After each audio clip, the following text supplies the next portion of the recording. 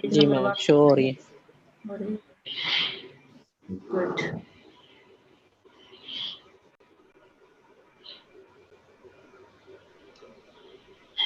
Functional analysis में आपने linear operators पढ़े, लीनियर फंक्शनल्स पढ़े, ठीक है। तो what is a linear functional?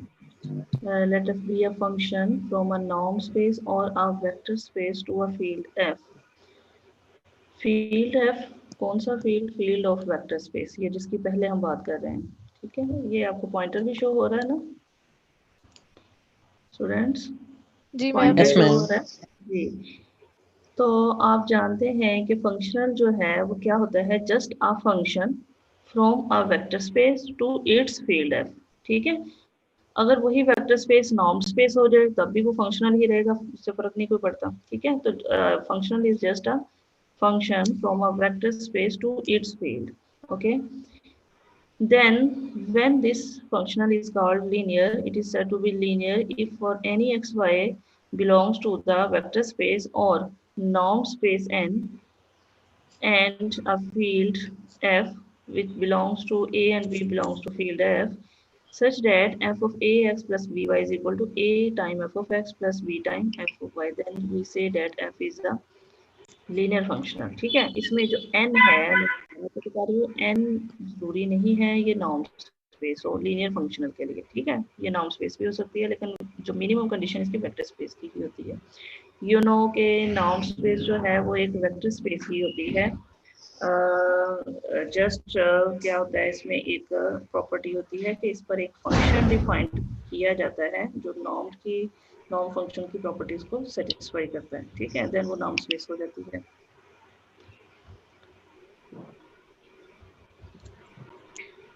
Now, extension of a linear operator. Let T from n to m, from a norm space n to a norm space m be a linear operator. Consider a subspace of n. Okay, consider a subspace of n, a function t dash from subspace a to m defined by t dash of x is equal to t of x for all x belongs to a. t of x जिस तरह से भी defined है, ठीक है। अब चूंकि a के तमाम एलिमेंट्स n के हैं क्योंकि ये इसकी सबस्पेस है, तो a के तमाम एलिमेंट्स के लिए t जिस तरह से भी डिफाइन किया गया था, अगर हम कोई और फंक्शन डिफाइन करते हैं a से m पर, लेकिन उसमें उसको डिफाइन इस तरह से करें कि t dash of x t of x ही रहे, then it is called restriction of t to a and is denoted by t at a। ठीक हो गया? ये छोटी सी फिगर आपको इसको आपको अंदाजा हो रहा है कि t is a function from n to m, ठीक है, and t dash is a function from a to m, ठीक है। अगर a के तमाम एलिमेंट्स के लिए t और t dash का इमेज सेम रहता है, then t dash is called restriction of t, ठीक है। restriction of linear operator is always linear, इसको आप प्रूव कर सकते हैं easily. The operator t is then an extension of t at a। अब t at a को ही हमने t dash असल में कहा हुआ है, ठीक है। तो t dash क्या है? वो t की रेस्ट्रिक्शन है। चूंकि t dash t की रेस्ट्रिक्शन है, तो दूसरी सूरत में हम कह सकते हैं t is an extension of t dash या t at a, ठीक है। Now, thus, if for a subset A of n and a linear operator t dash from A to n, thus if for a subset A of norm space n and a linear operator t dash from A to m, a function t is defined on whole space n to m is such that tx is equal to t dash of x for all x belongs to a, then t is called an extension of t dash, okay।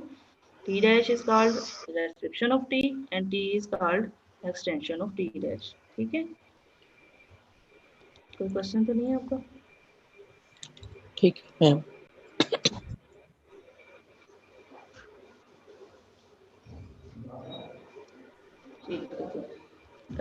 Next है कि there is always a unique restriction of a linear operator. There is always a unique restriction of a linear operator. There can be more than one extension of a linear operator. Question आपके लिए, आपने इसको करना है prove और disprove और मुझे बताना है। क्वेश्चन है जी कि वेदर और not the extension of a linear operator is linear. Restriction के बारे में तो कंफर्म है, ठीक है। अगर कोई जो है वो फंक्शन लीनियर है तो उसकी जो रेस्ट्रिक्शन है वो लाजमी लीनियर ही होगी, ठीक हो गया। लेकिन उसकी एक्सटेंशन के बारे में क्या ख्याल है, ये आप देखिएगा। अगर तो प्रूफ हो जाए तो भी मुझे बताएं, अगर प्रूफ नहीं होता तो आपने मुझे बताना है कि किस वजह से ये प्रूफ नहीं हो रहा, ठीक हो गया। सो प्रूव और disprove this question. Now we go on next definition. Definition number 1, that we be a linear space. All of you know that what we meant by a linear space. Okay, a linear space always mean by a vector space. You know, every vector space is called a linear space. That we be a linear space, a functional P from V to F is said to be finite if P of X is finite for all X belongs to V. Again देखें, V be a vector space, functional P from V to F is said to be finite if P of X is finite for all X belongs to V. ठीक हो गया। जैसे suppose आपके पास ये जो vector space V आप suppose कर लेंगे R है, ठीक है। अगर वेक्टर मैम स्पेस जी बिलाल की रिक्वेस्ट आई है, वो उसको लेक्चर में ज्वाइन कर दूं।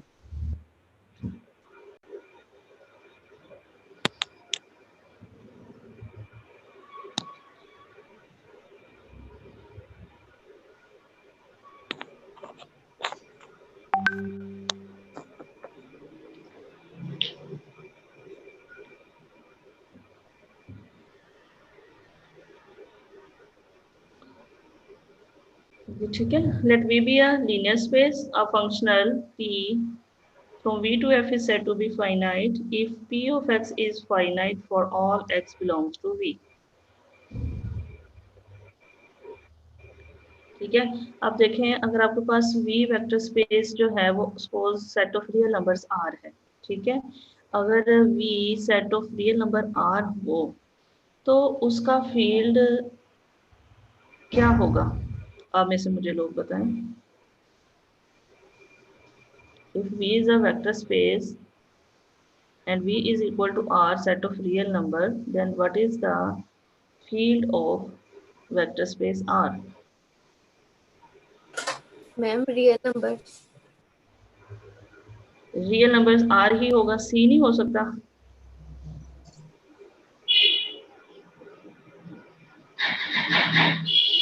ये हो सकता है कि नहीं सेट ऑफ कॉम्प्लेक्स नंबर्स जी।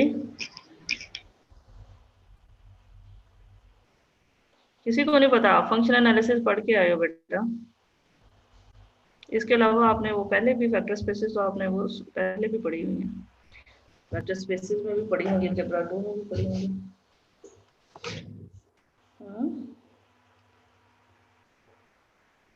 क्या होती है वेक्टर स्पेस? मैम फिर शायद वो वेक्टर स्पेस ना रहे। शायद ना रहे, कंफर्म नहीं है। देखें, अगर आप फील्ड ले लेते हैं ना C set of complex numbers, ठीक है, तो हम कहते हैं किसी भी नॉन एम्प्टी सेट को कि वो वेक्टर स्पेस कब होगी, अगर उस सबसे पहली प्रॉपर्टी उसकी क्या है कि अंडर एडिशन वो क्लोज्ड हो और अंडर स्केलर मल्टीप्लिकेशन भी क्लोज्ड। मसलन एक स्केलर हो और एक वेक्टर हो, दोनों को मल्टीप्लाई करें तो आंसर क्या आए? आंसर क्या है बोले? Vector ma'am. वेक्टर आए, क्योंकि आपको ये पता है वेक्टर्स में कि एक वेक्टर है अगर उसको किसी स्केलर से मल्टीप्लाई कर दें तो वो वेक्टर ही रहता है। क्या ख्याल है? वो स्केलर नहीं बन जाता, ठीक है। यानी एक वेक्टर है, सपोज आपके पास एक वेक्टर है जैसे 3a + 4j - उसके, ठीक है। अगर आप इसको किसी भी स्केलर से 5 से मल्टीप्लाई कर देते हैं, सपोज 5 से मल्टीप्लाई करने से क्या होता है, मल्टीप्लिकेशन आप जानते हैं क्या होगा, ये सारे जो उसके एक्स एक्सिस, वाई एक्सिस, जी एक्सिस है उनके साथ स्केलर मल्टीप्लाई हो जाएगा, यानी उसकी लेंथ को बढ़ा देगा। वेक्टर जो भी था उसकी लेंथ को बढ़ा देगा, लेकिन उसकी डायरेक्शन वही रहेगी। और वो वेक्टर ही रहेगा। ठीक है, इसी तरह से नेगेटिव स्केलर के साथ हम मल्टीप्लाई करते हैं तो रहता तो वेक्टर ही है, लेकिन उसकी डायरेक्शन ऑपोजिट हो जाती है। सिमिलरली अगर आप 5 की बजाय 1/5 से सपोज मल्टीप्लाई करते हैं, यू नो डैट वेक्टर तो रहेगा ही, डायरेक्शन भी सेम रहेगी, लेकिन वेक्टर की लेंथ छोटी हो जाएगी। ठीक हो गया। तो इसी तरह से ये जो वेक्टर स्पेस की हम कहते हैं कंडीशन देते हैं, वो यही है कि अंडर एडिशन वो क्लोज होना चाहिए। दो वेक्टर को ऐड करें हमेशा एक वेक्टर होता है, एक वेक्टर को किसी स्केलर से मल्टीप्लाई करें वो हमेशा एक वेक्टर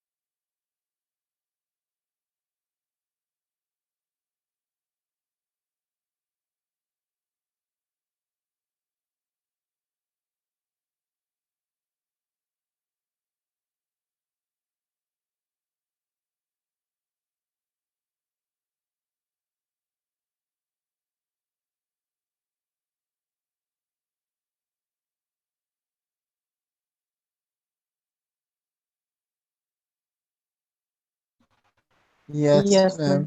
ठीक हो गया। तो एग्जांपल क्या है, चूंकि आपने ऊपर सेमी नॉर्म की डेफिनेशन पढ़ी है, तो every norm function is a semi norm convex functional. ठीक है। अच्छा, अब आपके पास बुक है जी। तो हान-बानाक थ्योरम जो है, इसकी स्टेटमेंट को देख लें अच्छी तरह से। The Hahn Banach theorem for real spaces, अभी जो हम पढ़ेंगे वो रियल वेक्टर स्पेसेस के लिए है। ठीक है। Let P be a convex functional, finite convex functional. Okay, जो अपने पीछे डेफिनेशन दोनों पढ़ी हैं, वो पी फंक्शन है एक, defined on a real space. जब हम रियल स्पेस की बात करते हैं तो इसका मतलब क्या है, वेक्टर स्पेस। रियल स्पेस का मतलब क्या है, you know, real vector space. Hello. Yes ma'am. नहीं, जब हम कहते हैं रियल स्पेस का मतलब है a vector space with its field R. सही। जैसे यस। आर का फील्ड आर होगा, सी का फील्ड आर होगा, एल इन्फिनिटी आपने पढ़ी हुई, इसका फील्ड आर लेंगे जब। ठीक है। इसी तरह से आपने सी ए भी पढ़ी है, space of all continuous function from A B to R. ठीक है। अगर आप आर फंक्शंस लेंगे, उसका फील्ड आर लेंगे वेक्टर स्पेस का, तो that vector space is called real space या रियल वेक्टर स्पेस। ओके।